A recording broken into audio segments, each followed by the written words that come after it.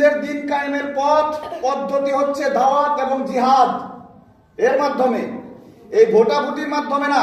কারণ এই ভোটাভুটির মাধ্যমে যে কোনো সময় যে কোনো কিছু করতে পারে, কারচুপি করতে পারে, যে কেউ করতে পারে।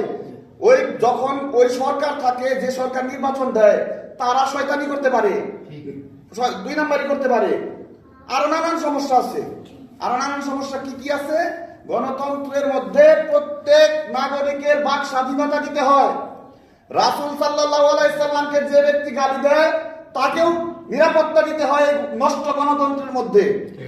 সরকারের স্বাধীনতা, সরকারের কর্তব্য এই কাজ। অথচ রাসূল সাল্লাল্লাহু আলাইহি সাল্লামকে যদি কেউ গালি দেয় তার শাস্তি মৃত্যুদণ্ড ব্যতীত আর কিচ্ছু না।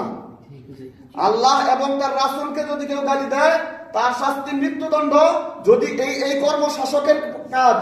কিন্তু যদি কোনো সাধারণ মানুষ তাকে হত্যা করে তবে ওই সাধারণ মানুষের কোনো শাস্তি হবে না, অথবা সামান্য 20-30 টাকা, 100 টাকা, 150 টাকা জরিমানা হতে পারে বিশৃঙ্খলার জন্য, কিন্তু হত্যার জন্য না। তার কারণ রাসূল সাল্লাল্লাহু আলাইহি সাল্লামকে এক দাসী গালি দিত, আজে বাজে কথা বলতো। তার মালিক ছিল অন্ধ, সেই অন্ধ মালিক দাসীটিকে হত্যা করে। রাসূল সাল্লাল্লাহু আলাইহি সাল্লামকে ব্যাপারটি জানানো হয়। রাসূল সাল্লাল্লাহু আলাইহি সাল্লাম ওই ব্যক্তিকে কিছু বলেননি।